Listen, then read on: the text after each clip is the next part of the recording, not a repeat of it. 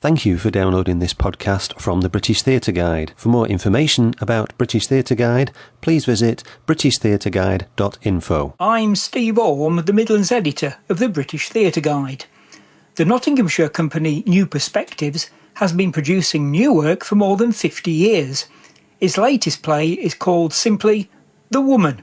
It's written by Jane Upton, and it's about her experiences of losing herself in the transition from single woman to motherhood.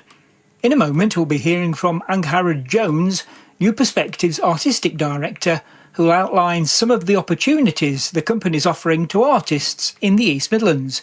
She'll also explain why she wanted to direct The Woman. But first, Jane Upton explains what gave her the idea for the play. I have got 2 children, and when I had my second child, he was born in really traumatic circumstances, and I was kind of clawing my way through that. And my brother saw a boy I went out with at school, who's a man now, and he shouted across the road, "Oh, I saw your sister pushing a buggy up Derby Road, I expected more from her." And when my brother told me, I had all these incredibly strong feelings about it. I felt absolutely gutted, but also really wounded by it. And I thought, and it played on my mind for so long, and I thought, what is it about the fact that this guy has screamed that across the road that really, really upset me? And I just started to realise it was all these expectations of women who have children and society's view of it. And it's always really insidious, but he'd literally screamed it across the road, and I just thought, how dare he? And it really threw petrol on this fire in me. And I went away and wrote this scene based on what he said, and that was kind of the spark of the play, really. Because I don't think I would have ever just written a play about my experiences of motherhood, because I would feel like there wasn't enough interest in that. I have a lot of misogynistic feelings myself that are in my blood, but I feel like, it would be boring, it would be the minutiae of motherhood, people wouldn't want to see it. But this really hit on something so deep, the fact that he made that judgment and assumption, and I thought, this is really interesting, this is a bigger story than my story, so that's where the idea came from. So it's not just about how motherhood changes you, but how other people see you as a mother, is it? Yeah, it's about so many things. It's about squeezing yourself into old systems and sort of lying about who you are and faking it and hiding so much of yourself to the point of damage, I think. And I think that me and Angharad, the director, have talked a lot about how we were very specifically kind of raised and formed in the 90s. That's when we were teenagers. And I think every mother will have her own version of this. But for us, it was this very sort of cultural time of, and this is going to be a bit X-rated, but it was reading the magazines that told us how to please men, basically. Our role was to be attractive, and the currency was in being sexy.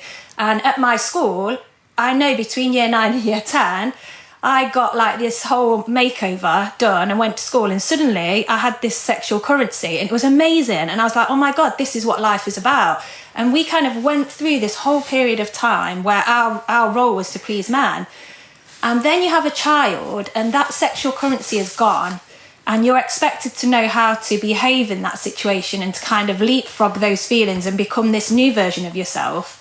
And it's really hard to unpick yourself out of that and to work out who you are now and what your kind of place is in society.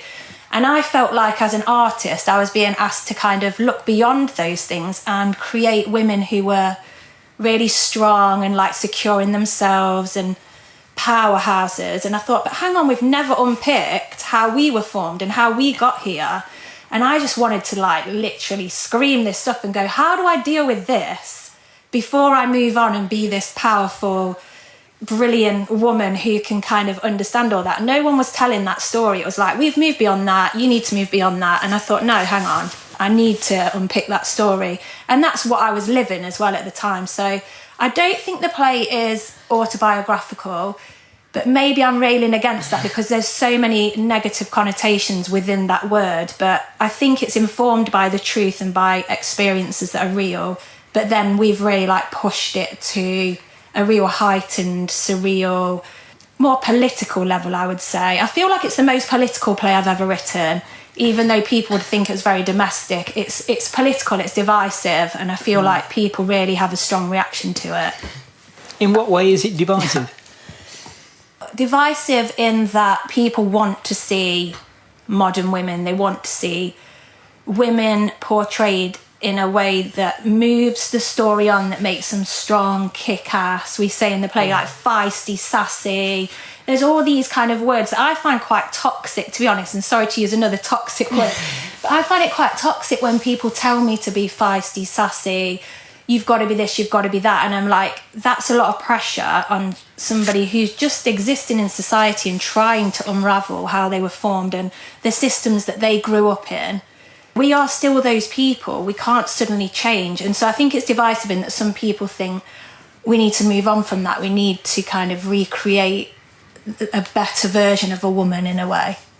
You say it's not autobiographical, but is there any of you in the main character of this story, in M? Oh, yeah, there's absolutely loads of me in it. And I find that the way I write is there's always loads of me in my stuff, and I think that's what we mean by voice. And I think some people are really good at writing from the outside, looking in on a story, but they still put themselves in it because that's their voice. But I feel like, yeah, I often take like a lot of true experiences or something that I very closely lived beside or whatever. So yeah, there's a huge part of me in it.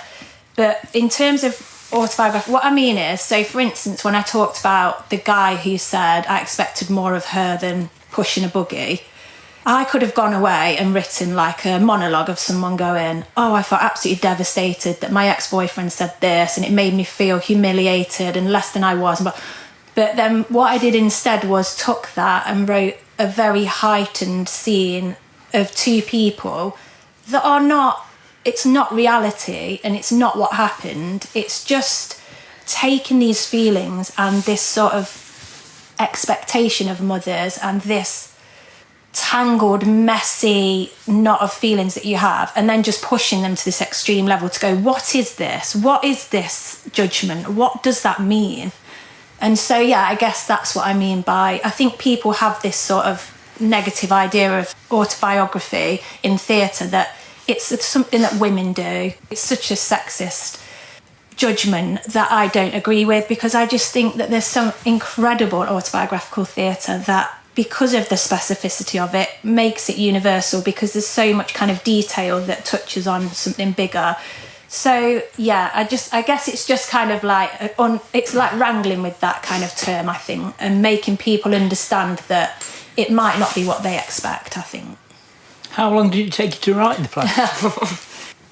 I guess it's hard, isn't it? It's like how long's a piece of string. I wrote the first draft in 2021, but I'd been making notes for a good 2 years on my phone, and I had loads and loads of notes. So when I actually sat down to write the play, I wrote it over a weekend, but I had so many notes that a lot of it was written. So I put it into a structure in 2021, and then I didn't revisit again probably for a year, when then Angharad got dramaturg Sarah Dickinson on board, and then we started to kind of look at doing a new draft, and she helped me to kind of find some exercises that would get me back into the headspace I was in when I wrote it, because I had this real fear of smoothing the edges, putting too much structure into it, that it would become something that I didn't want it to be, because the redrafting process is the hardest bit, and it's so scary and it's so much graft and work that, yeah, it was really good to have Sarah to help me understand how to take it to the next level without kind of changing the heart of it, I guess. The play's now on tour. Yeah. Why do you think men should see it? Oh, I just think that people will have a judgment that it's not for them. And yeah, one of the reviews, didn't it, said men should see this too. And we've always said that, haven't we? Because partly there are so many conversations within it that are not about being a woman. It's about society and about how we judge people. And there's particularly, I think, a lot of men have resonated with the conversations that she has with her husband within it, and that kind of long-term relationship and how you navigate that after children. And yeah, so many men that we've had read it, when we did our reading and stuff, they were just so moved by that and kind of really connected to that. And I remember one guy who did our early reading came in and his first thing was, oh my God, as soon as I read this, I went and said, I'm so sorry to my wife. And he said so many things that I've just never thought about, and it really sort of shone a light on how she felt and things in our relationship that I'd never understood. So, but I just think there's a lot about squeezing yourself into systems, and I think that applies to everybody, really. Like,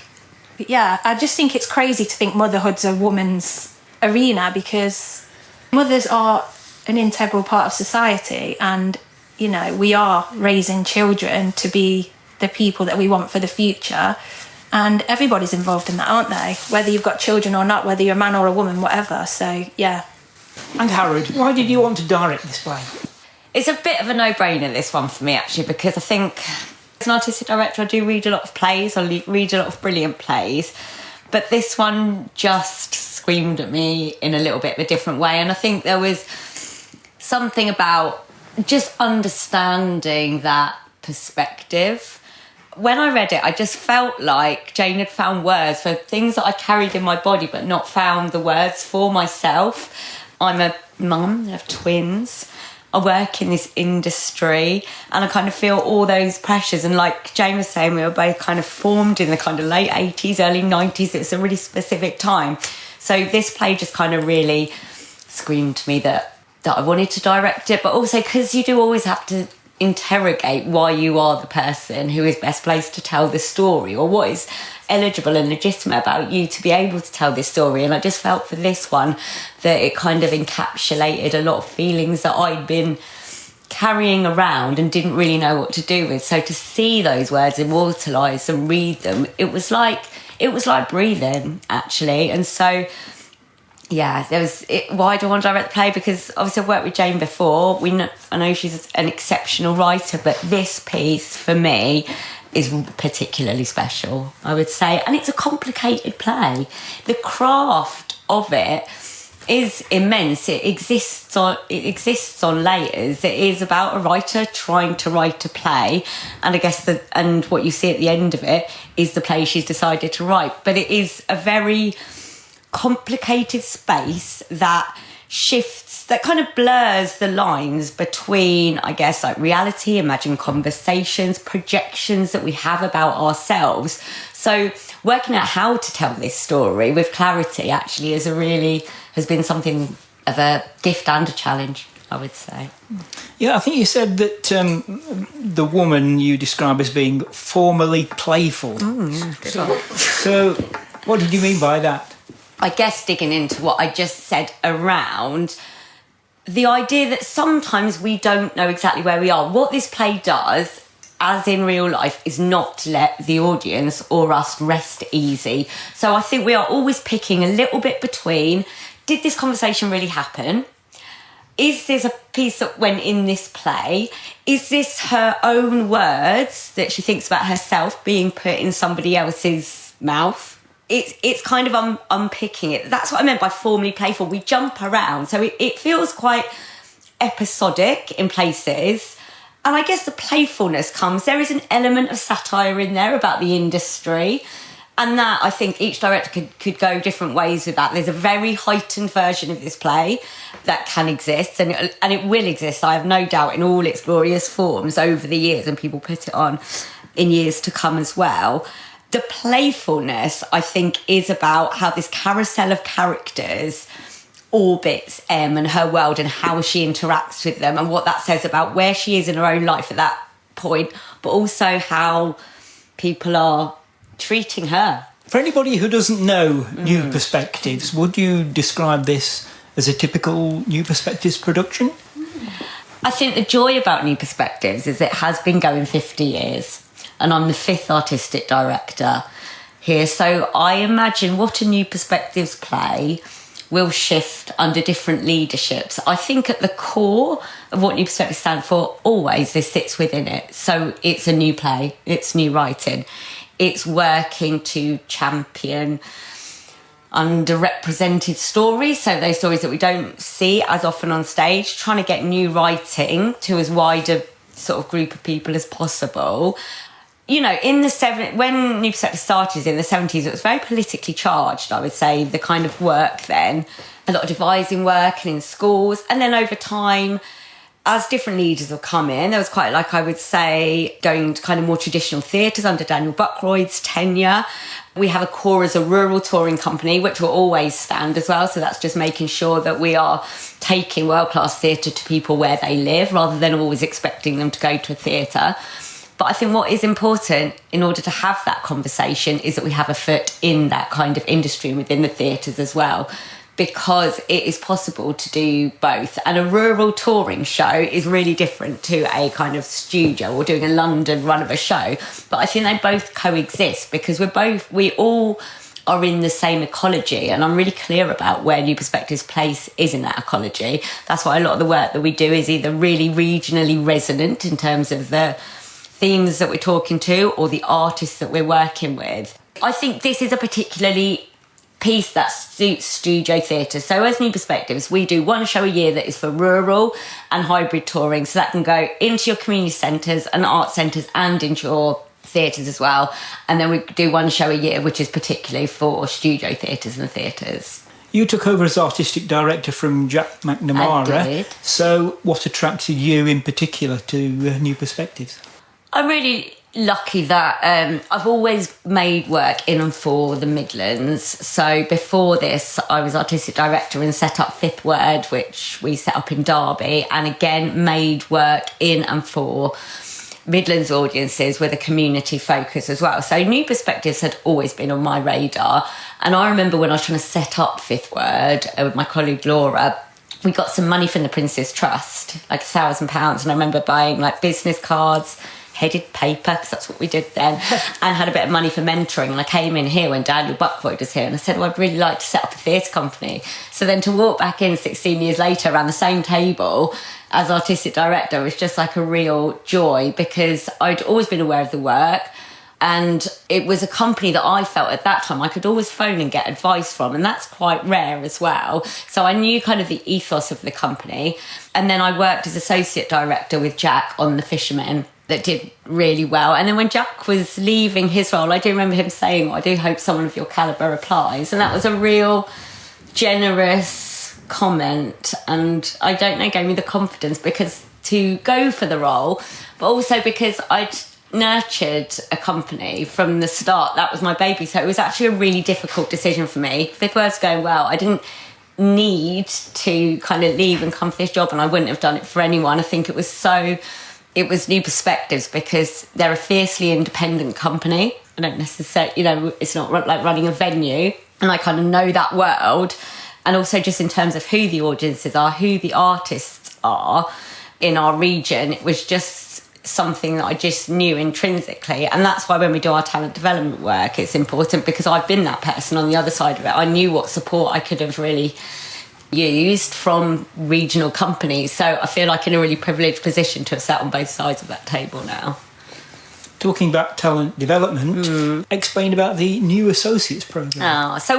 We say we've got three strands to the company really, and one of that is the production and touring stuff, which the woman sits under. So that is our commissions and our touring of new writing to the rural communities and also to the theatres. But we have two other strands as well. So our talent development programme is called New Associates, and that's for early to mid-career artists who have a connection or from the East Midlands, based in the East Midlands, to apply and join us for a year and just get a host of opportunities, really. And that can include things like one-to-ones, masterclasses with different professionals that we'll bring in, running an open rehearsal room so people are able to come into the Woman and watch the rehearsals. People can come and join board meetings because these are our artistic leaders of the future. So you can apply. We took a cohort of 18 this year, which is just coming to an end now, and applications are reopening next week, actually. It goes really quickly. But in terms of the discipline of artists, it can be all sorts. There's playwrights, there's directors, there's theatre makers. It's a real eclectic mix, and what we find is that makes like a peer network for them as well. So a lot of people, like downstairs in the room now, that was just 4 of the new associates from different cohorts and years who come together to collaborate. And I think what's really important is that we do that, but then we also make sure that there is employment opportunities for people, because it's all very well doing talent development programmes, but there has to be the opportunities for people to be able to kind of then do that craft as well. So sometimes that can be about us helping them to be successful in like funding applications to get their own work going, or it can be that they can collaborate together. But I would say what we're proud of, I guess, is I think we're quite open and honest, and with every bit of it, actually, because I think there's just a bit of a mystification sometimes that exists about what it is to be an artist, and I just think it's helpful if some of those things are demystified a bit. And sometimes all you need is someone to pick up the phone to and go, what does this mean? What does this mean in this contract? Or what shall I do here? Just a sounding board, because it can be kind of lonely and it's hard. So just making sure that people are equipped to do the best job that they can, and that we champion that Midlands talent, because there's such a lot of it here. We don't want a mass exodus of talent, and as long as there are opportunities, people will stay and make brilliant work. So that's that one. That's that strand, the talent development. And then I should mention also our strand of work called Open Pitch. And Open Pitch is for people who don't necessarily consider themselves as artists, but who have a brilliant story to tell. And so that's usually kind of people from the community, and just acknowledging that everybody has the ability to be creative or has something they'd like to do. So we just equip those people to tell a story in the way that they would like to. So it could be a short film, it could be a play. And we do 2 of those a year as well, which we're really proud of, because that opens up kind of your audiences and who is engaging with the work. And that seems really important to me. So if anyone wants to apply for those programmes, what do they do? Well, the applications for new associates, I think, opens on something like March the 3rd. So they can have a look at all our socials. It'll be on there at MP Theatre and onto our website at New Perspectives. If people have got any questions, it should all be really clear about how to apply, but we are very open to people getting in touch as well to find out anything more about any of the programmes and schemes that we run. So Jane, how did your career as a playwright start? Well, I studied journalism at university, and then I went on to an 8-year career in marketing, and then I happened to get involved in a community theatre play at Derby Theatre, which was Derby Playhouse at the time. And from that I remembered that I loved theatre, and I ended up going on a 2-day writing course run by Esther Richardson, who runs Pilot Theatre now, and Amanda Whittington, who was a playwright. And we just did this free writing exercise at the end of the course, so we had to write for 10 minutes, I think, and then share it. And I shared my writing, and Esther came to me after and said, why don't you finish writing that and I'll help you produce it? But it was a one-person thing, and I said, what do you mean by finish it? She went, just write the whole monologue. And I didn't even know a monologue could be a play. That's how kind of quite uneducated I was. So I wrote this monologue, and then who Esther had in mind was Angharad and Laura Ford's company, Fifth Word. She said, they're looking for new plays. So Fifth Word produced it for a night of new writing in Derby, and then it went well. So they then took it to Edinburgh, and we had like an amazing Edinburgh, didn't we? We did. Which sounds really parasitic, but it happened at the same time as the riots of 2011. So when the riots happened, the play kind of was sort of relevant to that, and we ended up selling out, and it did really well. And that was kind of the start of my relationship with Fifth Word. And then from that I got a few small commissions, and then Fifth Word commissioned me to write a new play for them to produce.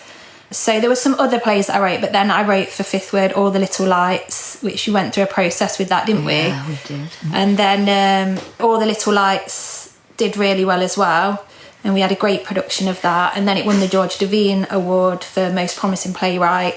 And so like little things have just sprouted off, but it hasn't been a straight line. It's just like a journey of many tangents, and it's hard to make a living. Like you say about demystifying stuff, it's hard to make a living as a playwright unless you have other strands to your work, I think.